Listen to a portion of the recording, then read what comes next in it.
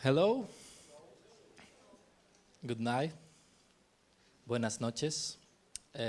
Just a reminder in Spanish.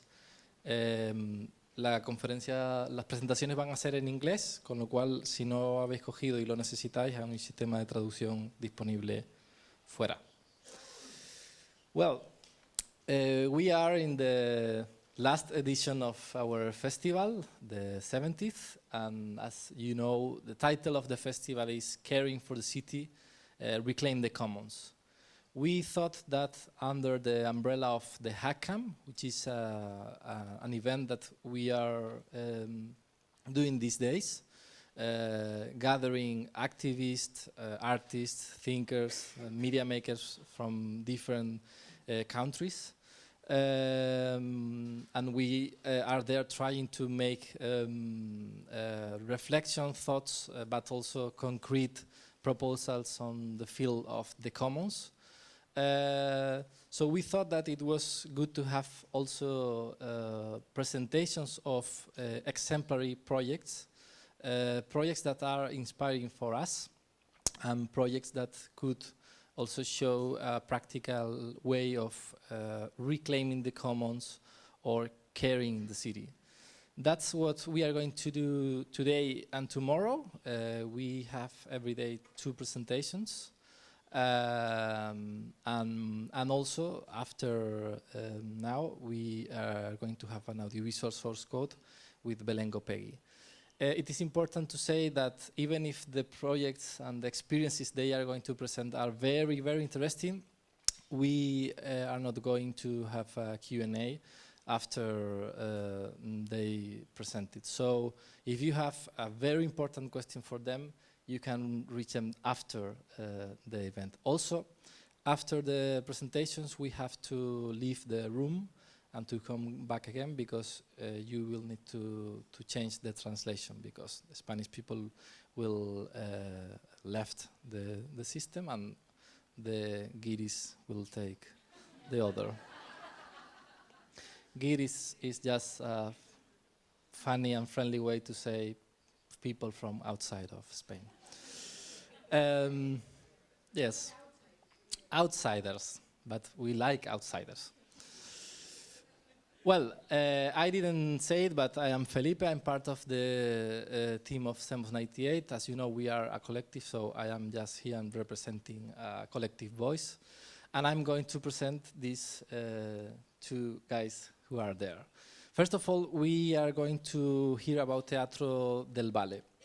In June 2011, a group of artists, activists, and cultural workers occupied the Teatro Valle, a theater built more than 250 years ago in the historical center of Rome in Italy. The occupation was meant to prevent the municipality from privatizing the theater. In August 2014, recently, the occupants left peacefully the theater following a relocation order by the municipality. In these 3 years, the theater became a legally recognized commons, experimenting with collective and grassroots forms of cultural production, urban governance, and civic activism. The occupation of Teatro Valle had at least 3 legacies. A legal notion of the commons replicable across the political spectrum, also a new model of political economy of the city, and finally a new form of prefigurative politics. Virginia Benvenuti, member of the assembly that managed Teatro Valle Commons Foundation, is here with us tonight, and it is a pleasure because, as they say, like water and like the air, culture is ours, so please welcome Virginia with a big applause.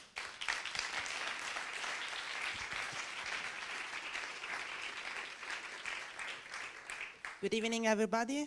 I'm Virginia Benvenuti. I start with a video that we made when we got the prize from the European Cultural Foundation, and just to introduce you.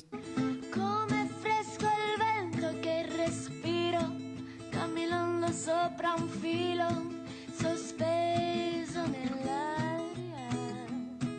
In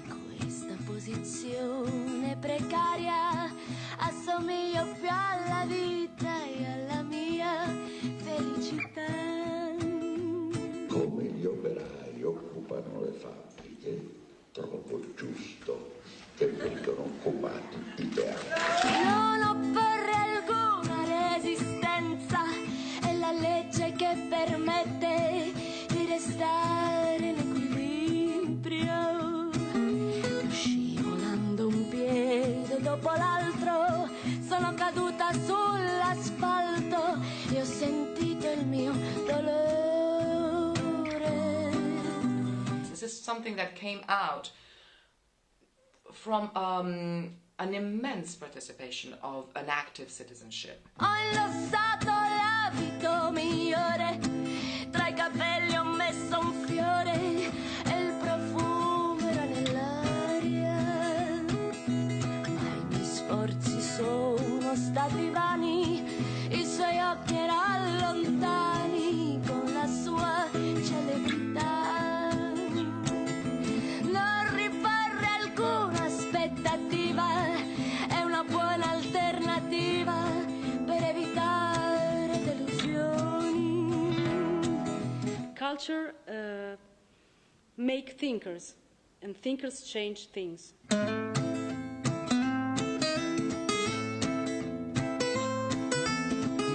Non è possibile che la parola teatro, se gli togli una lettera, diventi tetro. Il problema sono le manifestazioni di protesta che non dentro di noi. Urge, urlo interiore, rivelazione e poi rivoluzione. Stamattina mi sono svegliato nella stamattina mi sono svegliato e ho trovato l'invasione.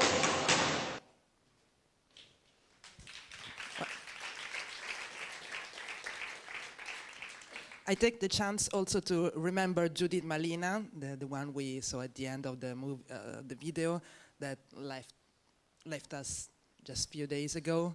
And she came to, Judith Malina was an amazing actress and director, and she was the founder of a great theatrical experience. And she came to Teatro Valle to visit us, and the last night she wanted to have dinner with us and talking with us. And at the end, before going to sleep, she wanted to sing Bella Ciao with us, and that was a great moment we will always remember. So as Felipe said before, our experience started in 2011. The protest started from a group of workers of art, culture, and theater to protest against the budget cuts on culture and the total lack of a politics on culture. And in a country like Italy, I mean, that is the the land of culture and historical places. And besides, at that time, the government wanted to, and they did it, to suppress the Italian Theatre Association, the organization in charge to manage all the public theatres in Italy. And so the project for Teatro Valle was to pass to the municipality of Rome, that would have managed it for 1 year, and then after the first year they would have launched a call for tender to decide the future for the theater. The other theater that had the same process got all privatized, so we couldn't let the oldest theater in Rome, built in 1727, an historical place where the greatest artists like Edoardo De Filippo, Eleonora Duse, the best actor and actress went on the stage. We couldn't let it be privatized, and there were rumors saying that there was a project to turn it into a restaurant. Can you imagine it? I mean, and so on one side, there was this kind of situation. The other side, that was also a good period from bottom up movements, because in that period Italians were called to go voting for the referendum against the privatization of water service. And the government, at that time there was Berlusconi, that I think that everybody knows, and he tried to boycott the referendum in any way, and the mainstream media didn't give any space for our campaign, and so. But on this way, that was good, because we had to organize ourselves from bottom up, and we made a campaign on the streets and on internet and with our means, you know, and involving citizens. And there was a movement called the Movement for Water as Common Good, but normal people just spontaneously got involved and did things. So at higher level, at institutional level, that was that situation. At citizen level, this was this urge to do something, to get involved into the life, political life of the country. So the day, just right the day after the victory, because at the end we won the referendum, and the day after the victory of the referendum, we decided to occupy the Teatro Valle. And at the beginning, it was supposed to be just a 3 days occupation. And it was a kind of sectorial disputes on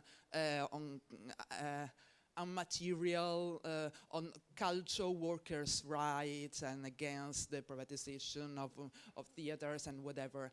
And then the third day, when we had to decide whether to leave or not the theater, we said, okay, the theater is full of people coming here and we get the support from all the citizens and the artists and whatever. Why should we leave? And so it soon changed into something bigger, and in a struggle for commons, no more, in a real constitutional process for real democracy, for common goods, and which led also to the idea of creating the foundation Teatro Valle Commons Goods, which is a radically innovative institution, the one we used to call the new institution of commons, which would have involved all citizens and artists for the self-government and the cure of the theater. And so it became a permanent alternative on Roman scene, following a series of fortunate and related circumstances which designed from the very start the vocation of this venue as a meeting point for common practices, not only about culture, but all the struggles for common goods. But as for culture, what does it mean? Culture as a common good, and how is it possible to put into practice something that the management of something that is a material like culture? Well, according to our experience, I can identify 4 principles that characterized the initiative to involve citizens, like the members of the foundation, like the one we call the table of members, group members of the foundation organizing groups that could have participate in the programming of the life of the theater, and also the one we call the door of participation, a kind of entrance step by step into the life of the theater and into the community of the theater. Another principle is the affordability. So culture has to be affordable for everybody. We didn't used to fix a price for the ticket, for the entrance. We just suggested an amount of money which were never more than €8, but people were free to give less, more, nothing, because culture has to be affordable for everybody. And we tried also to make experiments, both for the price of the ticket, and also we tried to subvert the economical principle. And for example, for the management of the coffee shop, the bar, in a period we tried these experiments, not to fix any price, but to ask people to give the price to what they bought. So instead of the buyer fixing the price for things, we just say, okay, you say how much is valuable what you're getting, which is the price that you think is a fair price. And it was a funny experiment, because most of people were kind of afraid, because we are all used to be told what we have to pay and how much we have to pay. And so they were kind of scared. No, please, you tell me. And then after we insisted, no, you tell. And the astonishing thing is that they used to give more that they would have paid in other place. So it was also worthy. I mean, I suggest you to do the same thing. So another principle to practice the culture as a common good is the universality. So culture has not to be something elitist. Has to talk to everybody, and has to give voice to everybody. That's why Teatro Valle was a stage not only for all the artists, but also for all the political practices, for all the political movements. And it was also a home for minorities and migrants. It was a school for artists and crafters, and an echo of all the struggles in Italy and also abroad. Because this is culture. I mean, culture is a mirror of society, it's a mirror of modern period, and has to reveal the reality that was his culture. And the fourth principle, and the last one, is experimenting. Experimenting new languages, and both in modern art, but also in the political context. I always used to call our experience a living laboratory, because there are many essays, many studies, theoretical studies on what are the commons. But there are no user's manual. I mean, there are not the manuals that teach you how practically to manage a place, something as a common good. So you have to invent things. You have to experiment how to do it, making mistakes, trying some way and then just abandon it and try something else. And that's what we did, and till the end. I mean, even the decision to leave the theater was an experiment in some way, and it was a new language. I mean, it was something new, because we could have resisted physically, but that was something that was already seen, And we wanted to try a new way, which, well, later on, I'll tell you, was not so successful. Oh, I forgot to launch the other video while talking. But anyway, there is no sound, and you just can see the images of the theater. And so anyway, when we were there, not everything was perfect, obviously, and we were also addressed of many critics, and especially there is one sentence that it's a bit harsh and hard, but on some way summarized some of the critics people made us. It's Julian Gauban from Essex Business School, who wrote a study he made on Teatro Valle collective experience, and he wrote, as Militant said, although the occupation has been a radical choice, it is a temporary action in order to reach an ideal. The little revolution they did can be compared to the one of the Marxist theory, in which the proletarian dictatorship is a transitional step before the communist society. The history has shown how difficult it is to go beyond the dictatorship state. Well, obviously, he didn't want to compare our experience with a dictatorship, that's for sure. But what he meant is that it's difficult to do the step forward, and you just recreate the same things and going like into a loop, you know?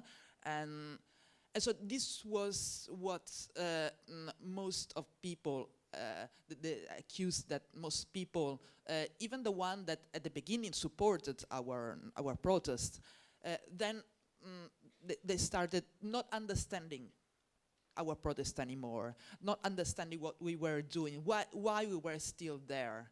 And some people thought that we kind of privatized the theater, and others say that our struggle was had no more that innovative push used to have at the beginning. And especially many artists and thinkers and philosophers who at the beginning supported our struggle, our protest, started taking distance from us. And even with the citizen, it was harder and harder to involve them, and to involve also the member of the foundation to the life of the theater and the managing of the theater. So it was harder for us to stand the situation, because to manage a theater like that one alone, it was tiring, and we were all voluntary, and we weren't paid for what we did, and we spent really most of our time there in the theater, and so it started being tiring. And besides, also the general political situation started changing, and it's funny to say, but the fact that we had in the municipality of Rome and at the government a so-called leftist prime minister and city mayor was worst. It was the so-called friendly fire, you know, and unfortunately in Italy, at least, the worst thing, new liberal things, as made by the so-called leftist, so center left at least. So what happened? Last August, we were urged to leave the theater, and so, as I told you before, we could have resisted and tried to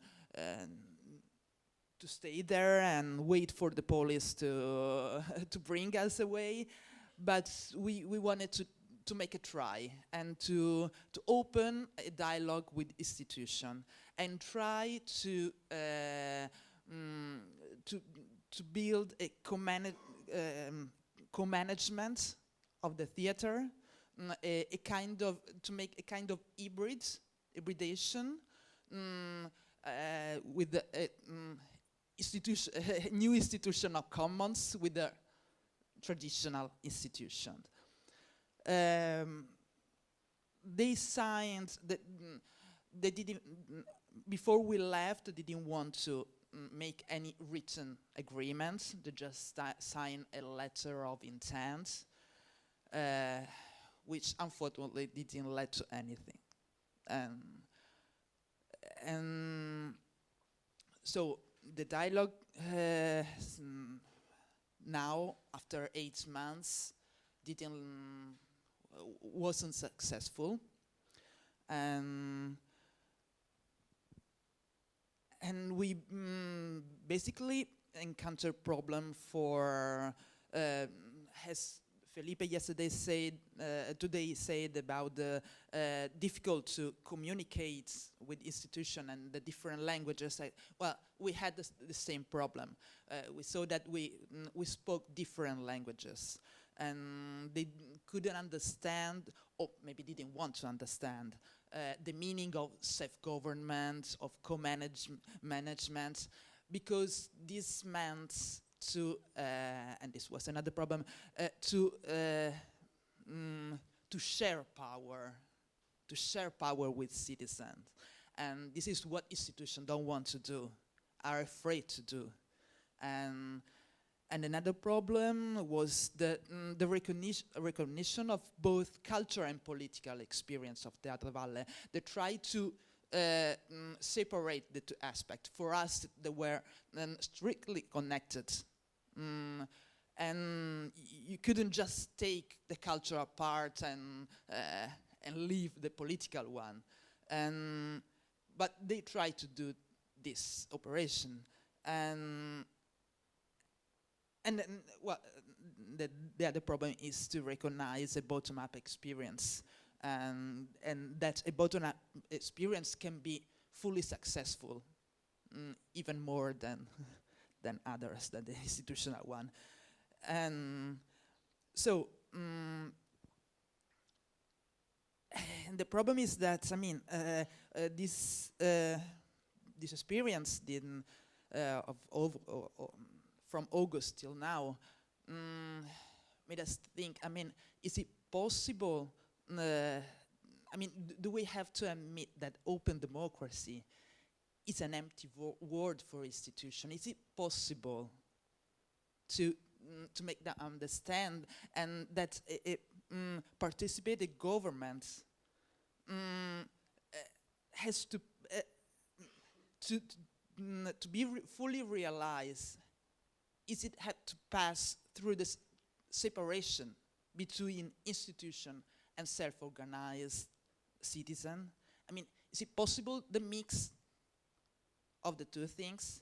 And this is something we have no answer, but I mean, to our answer in Italy, at least now, it's not possible. And well, the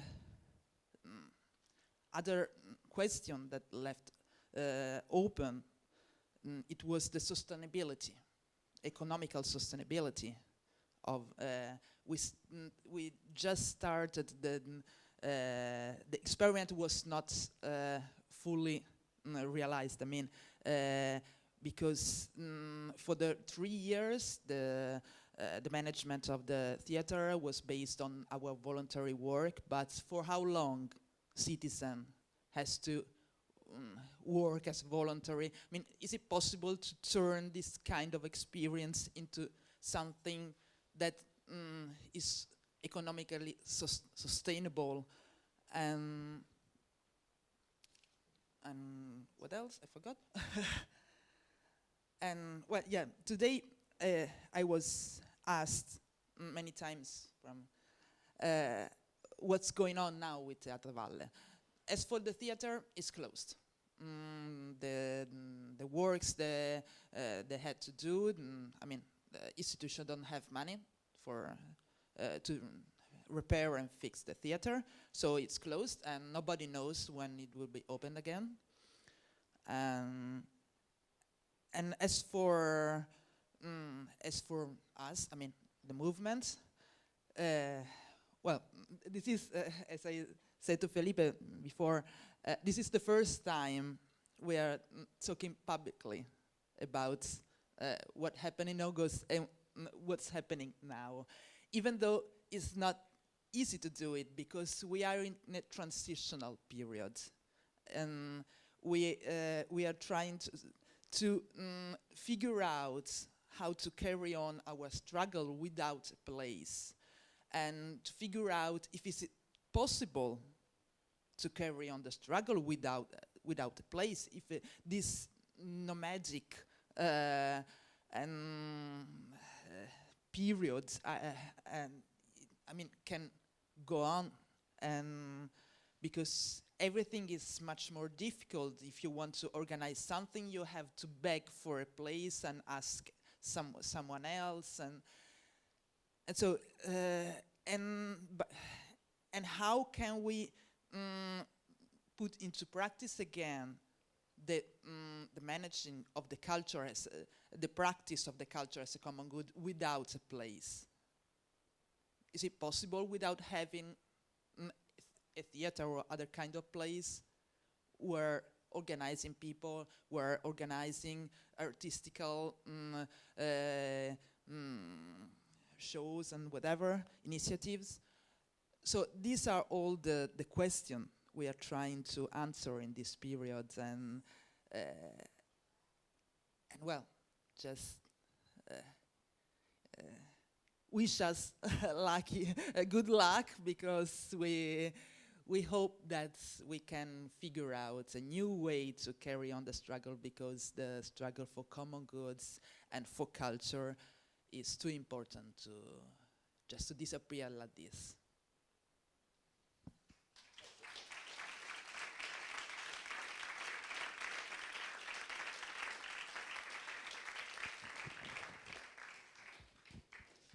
So thank you so much, Virginia. Talking about theaters, we have to thank this theater, because when we announced that it was our last festival, they decided to make a gift, and the gift is to allow us to be here this day. So thank you so much to Teatro Valle.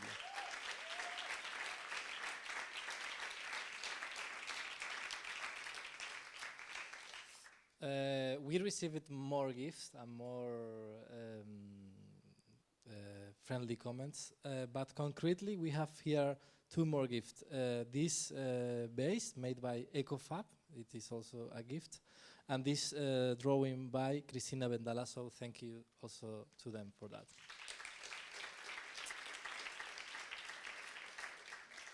Well, now we are going to receive Andrew. Andrew is a member of Pixelate.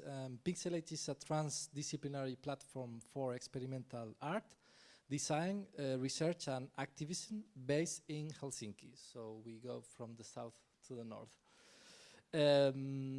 This presentation is going to give us a brief introduction of the organization behind it, and presents us a case study, the latest camp Pixelate edition, which took place in June 2014. On a suburban nature island in the eastern suburbs of Helsinki, under threat of urban development, the event took inspiration from this location and the potential to bring a wide range of inter- and transdisciplinary persons from the cultural, activist and science fields together in a relaxed and informal environment to engage with the subject of the commons. I have to say that we are very happy to have them here. For us, for the CEMOS 98 Festival, Pixelate is like a sister or a brother. So please welcome Andrew Patterson and make an applause for him. Thank you.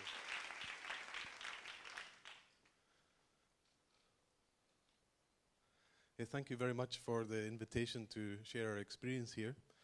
It's the first time that we reflect also in public about last year's festival, so I hope I've taken some inspiration from the prompts in advance to look at some of our successes, but also to consider our vulnerabilities in making the event. So a background story, Pixelate started in 2002. I began my involvement around 2004. It began with a small group of people and a very small budget, focusing a lot on VJ culture. The persons who were involved were ex-demo scene artists or professionals in the new media scene in Helsinki. And it focused a lot on the sort of creative misuse of technology and also in the sort of do-it-yourself culture around hacking and programming.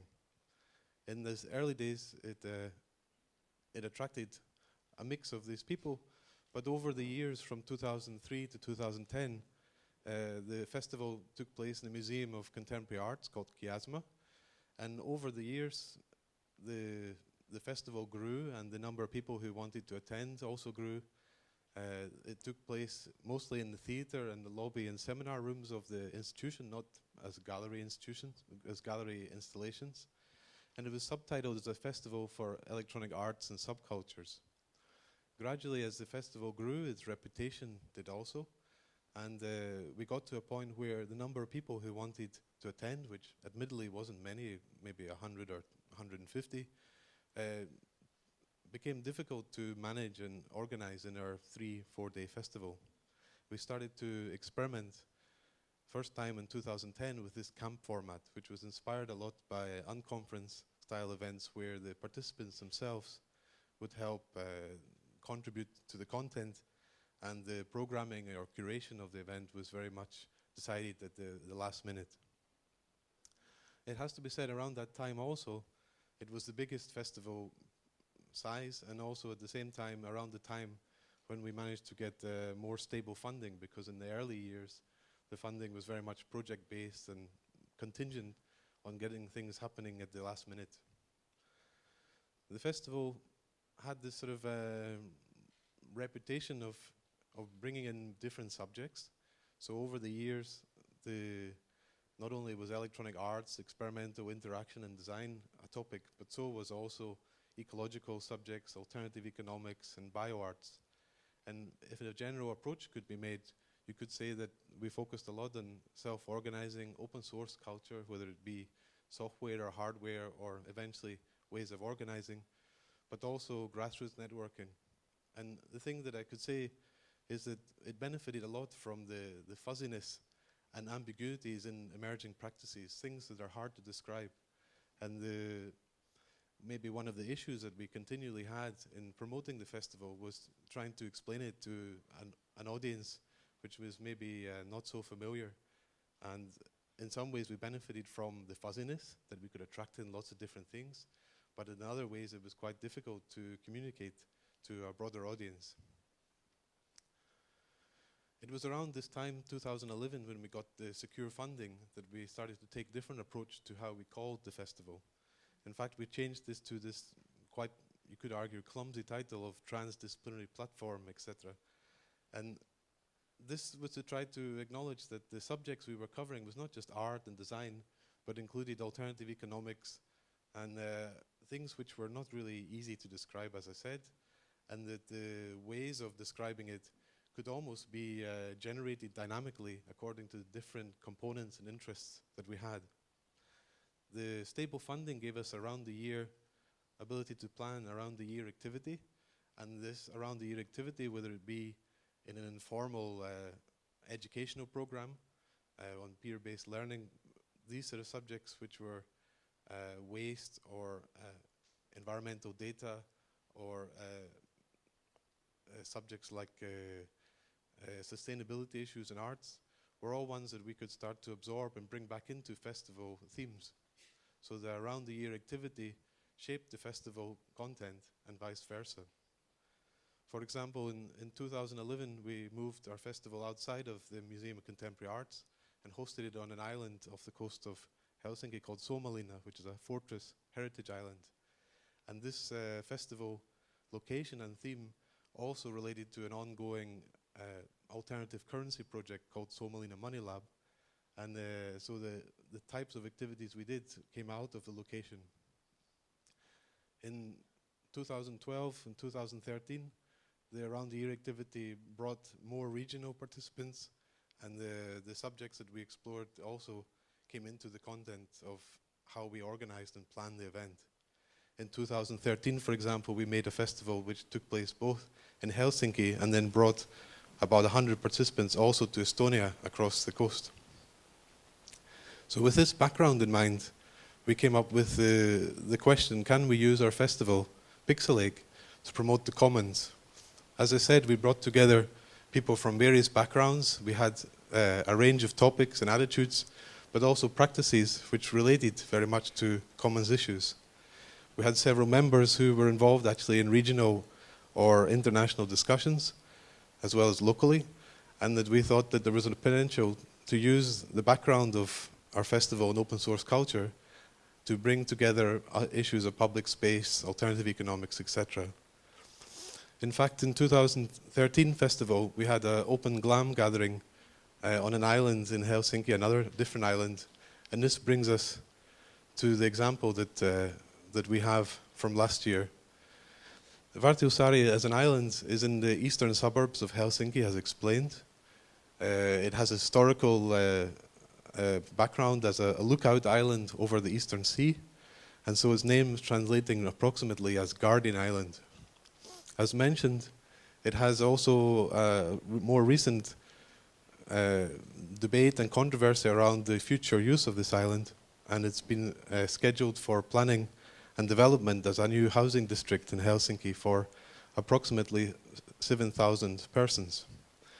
The island is actually owned about 90% by the city, and it has a tradition also of having many summer villas for associations to use as summer retreats.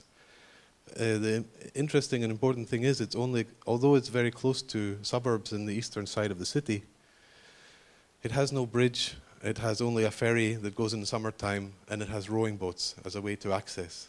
So although it's mostly owned as public land and is relatively, or only has about 20 permanent residents, it's still seen as a rather privileged place. And that's a sort of interesting combination and dynamic.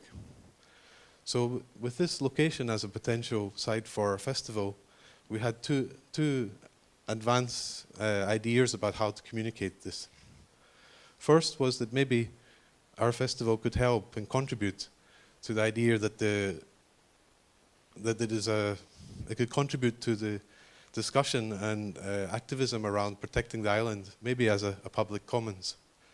Our hope was to engage with local associations and activists, and fortunately we had also several friendly artist contacts on the island, and the ambition would be to attract more of our audience and participants to get involved in the issues around the island.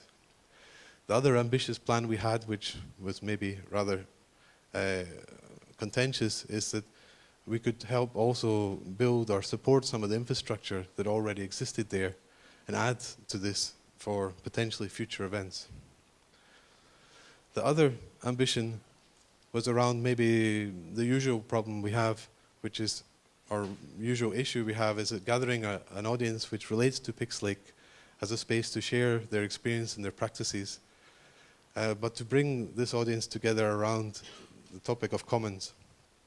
In some way, our usual suspects, the local persons who are involved around the year, participants in our educational program, but also regional and international network that Pixelate has. The other hope was to bring some examples from Southern Europe, and also in collaboration with the Finnish BioArt Society to host a gathering on biocommons, the relationship between biological technologies and knowledge commons, which is generally quite a new topic. The other thing that we thought we could do with the festival was to contribute to the growing range of interviews and definitions in Remix the Commons platform. And when we had these ambitions at the beginning, we realized that also we had some positives and some negatives. We had support locally from several local artists on the island who helped with a few other contacts to arrange for us some boats, venues, toilets, also even a co-event, which was an environmental art trail at the same time. We had, fortunately, promotion in local and international commons blogs, but our first ambition of trying to contribute to the local campaign and support from the island associations themselves was something which we were vulnerable at. We didn't manage to really gain their full support. We got consent, but not so much more support afterwards. And it meant that we had some issues with this. It was difficult to claim that we could promote the island as a commons without discussion with many of the associations on the island, but we could use it as a way to promote the island as a place to have that discussion, if we couldn't necessarily contribute to their campaign itself. It meant also practically that we had only a few venues to work with. The participants that we did manage to attract, and I have to say it was a very successful choice to make our festival on the island. We had over 140 registered persons, plus maybe 30 or 40 other unregistered, and our hope to create a space for informal discussion and exchange was really supported by many wanting to stay and take the offer to camp on the island. We made an open call for thematics on urban commons, biocommons, and knowledge commons. And from this we got a really diverse and eclectic range of contributions, many from artists and practitioners who would not say they're necessarily artists but work within the creative field, and several cultural projects which wouldn't necessarily be considered within the context of commons on their own. We did also have, as I mentioned, a focus on the biocommons, a whole two-day workshop event, and several workshops which focused on urban commons, in particular one which tried to make a toolkit for citizen engagement. The thing was, and maybe one of the things that we failed on in gathering an audience and participants in the event, was that we got very few persons from the local suburban area, ones who were not necessarily part of cultural field. It meant that we could be accused or vulnerable to the accusation that we were making a specialized event for a particular incoming audience.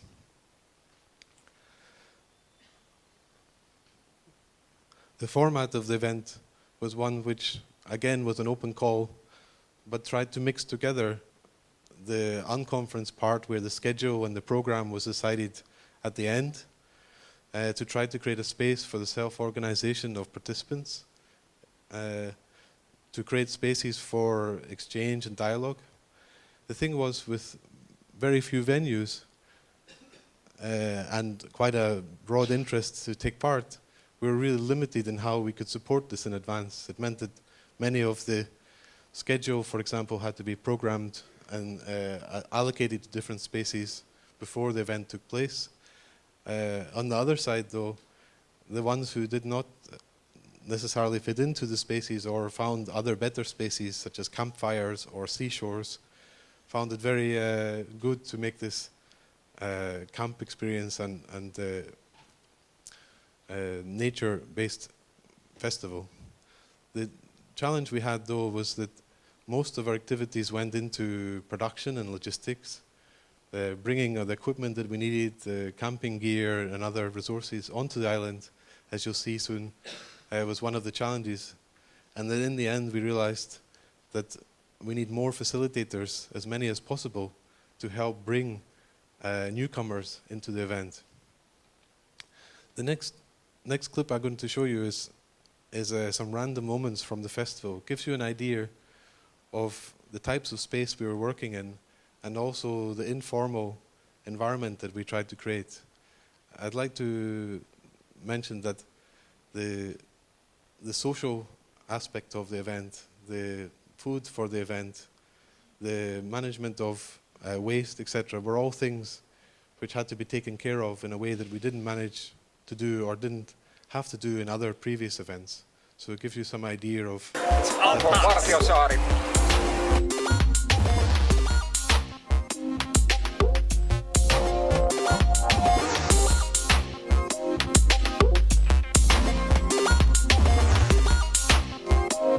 has a scope of exactly 1 meter, so it works on a person by person basis.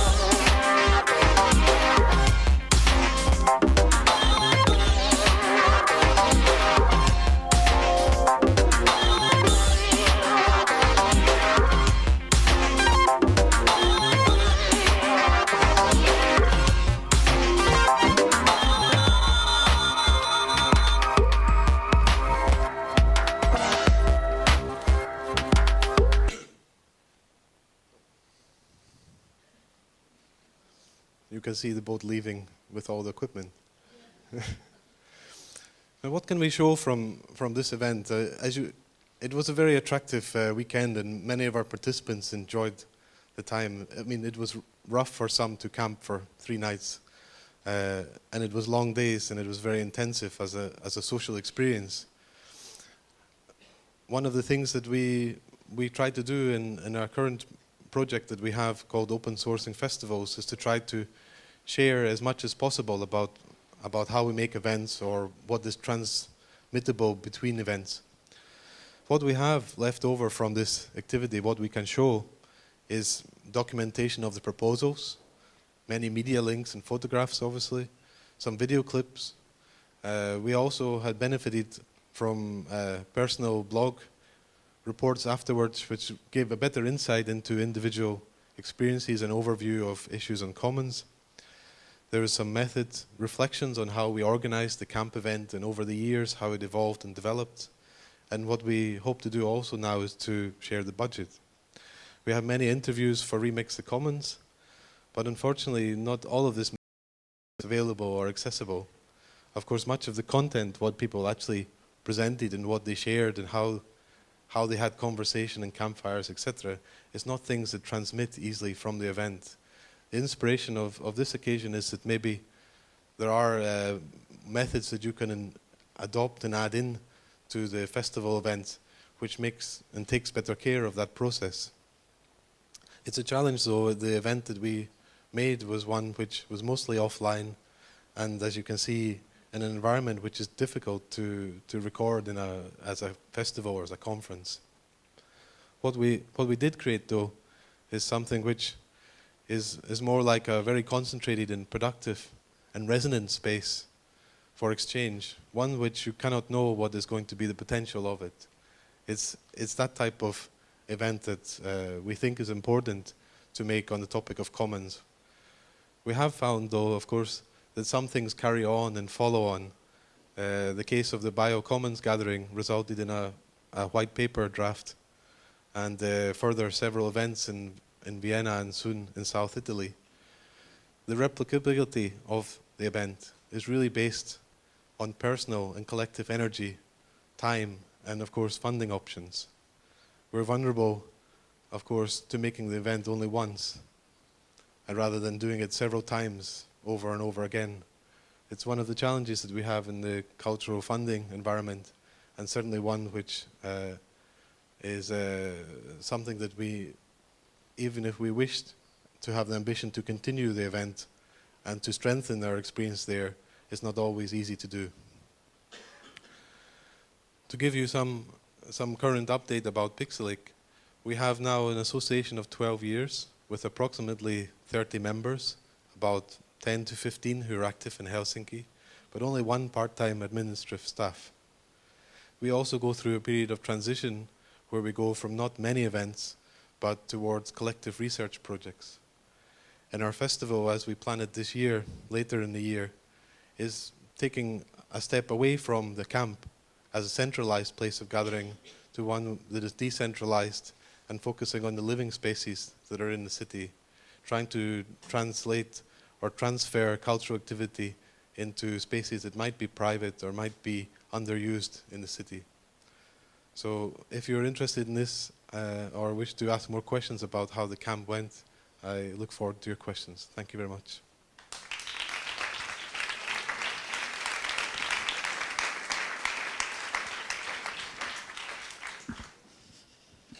So, thank you so much, Andrew. And we now friendly ask you to peacefully leave the room.